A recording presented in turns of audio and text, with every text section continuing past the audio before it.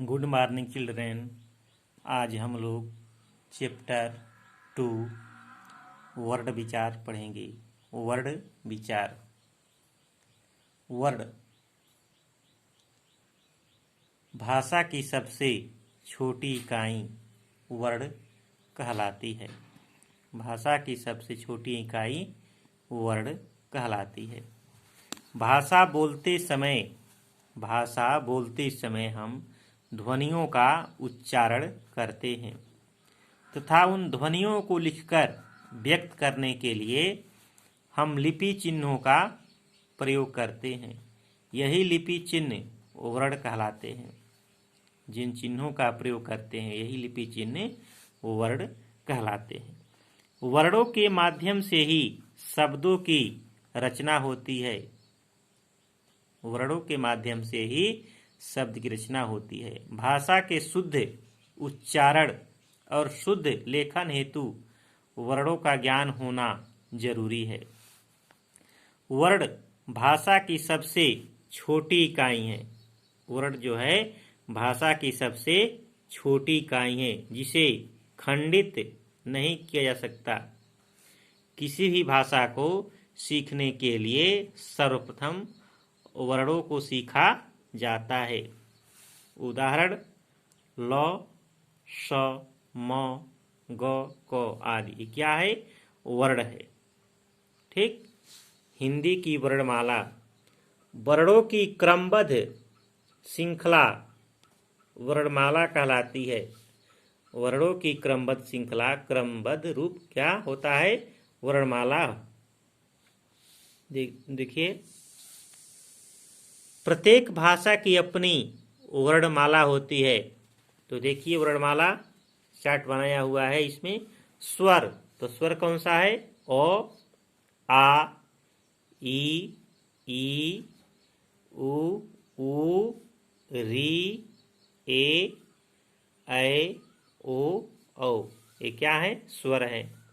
फिर अनुस्वार, अंग क्या है? अनुस्वार है। विसर्ग क्या है? अह जो है विसर्ग है।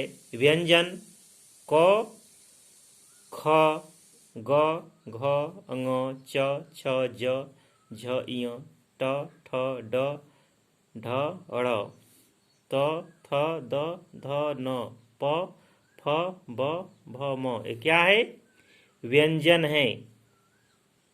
व्यंजन कैसे है? स्वर से रहित हैं। स्वर इसमें नहीं लगा हुआ, इसलिए क्या है? इन सब के नीचे ये हलंत लगा हुआ है। ठीक। अंतस्थ वर्ण कौन है? य, र, ल, व अंतस्थ वर्ण है। उष्म वर्ण श, स, श, ह। ये जो वर्ण है उष्म वर्ण है।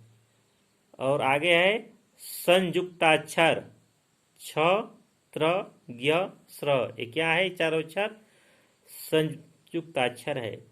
फिर आगे है आगत ध्वनियाँ। आगत ध्वनियाँ जो दूसरी भाषाओं से आई हुई है।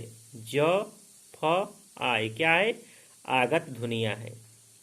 वर्ण दो प्रकार के होते हैं। कह रहा है कि वर्ण दो प्रकार के होते हैं। पहला है स्वर, दूसरा है व्यंजन। तो देखिए स्वर जिन वर्णों का उच्चारण बिना किसी वर्ण की सहायता से किया जाता है उन्हें स्वर कहते हैं। इनका उच्चारण करते समय वायु बिना रुकावट के मुख से बाहर निकलती है। हिंदी में स्वरों की कुल संख्या 11 है। हिंदी में स्वरों की कुल संख्या कितनी है? 11 है। अ, आ, ई, उ, री, ए, ओ, औ। इनकी संख्या कितनी है? 11 है। आगे देखिए स्वर के भेद। स्वर के 3 भेद हैं। पहला है ह्रस्व छोटा, दीर्घ बड़ा, प्लुत उससे भी बड़ा। तो देखिए ह्रस्व स्वर जिन स्वरों को बोलने में कम समय लगता है जिन स्वरों को बोलने में कम समय लगता है उन्हें ह्रस्व स्वर कहते हैं। ये संख्या में 4 हैं। उदाहरण अ, ई, उ, री। ये कौन से स्वर हैं? ह्रस्व स्वर हैं। दूसरा है दीर्घ स्वर। जिन स्वरों का उच्चारण करते समय ह्रस्व स्वरों के 2 गुना समय लगता है उन्हें दीर्घ स्वर कहते हैं। ह्रस्व स्वर की अपेक्षा अधिक समय लगता है उसे दीर्घ स्वर कहते हैं। ये संख्या में 7 हैं। दीर्घ स्वर की संख्या 7 है। उदाहरण आ, ई, उ, ए, ओ, औ। इनकी संख्या कितनी है? 7 है। अगला है प्लुत स्वर। तीसरा जो है प्लुत स्वर है।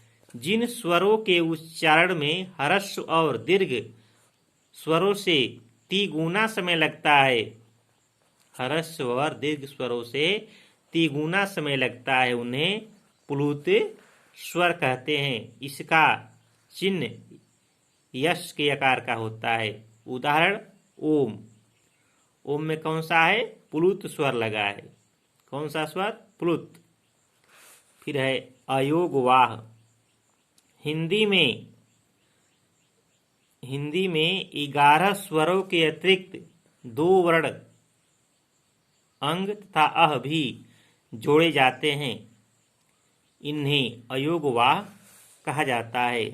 अंग और अह को अयोगवाह कहा जाता है। ये स्वर नहीं होते, परंतु इनकी भी स्वरों की तरह मात्राएं होती है, अतः इन्हें स्वरों के साथ लिखा जाता है। ये स्वतंत्र रूप से प्रयोग नहीं किए जाते।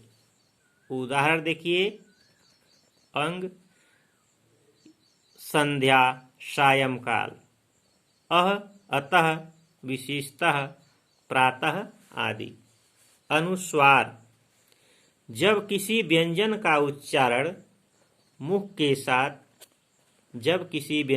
उच्चारण मुख के साथ साथ नासिका से भी किया जाता है तो व्यंजन अनुस्वार कहलाता है। प्रत्येक वर्ग का 5वां वर्ण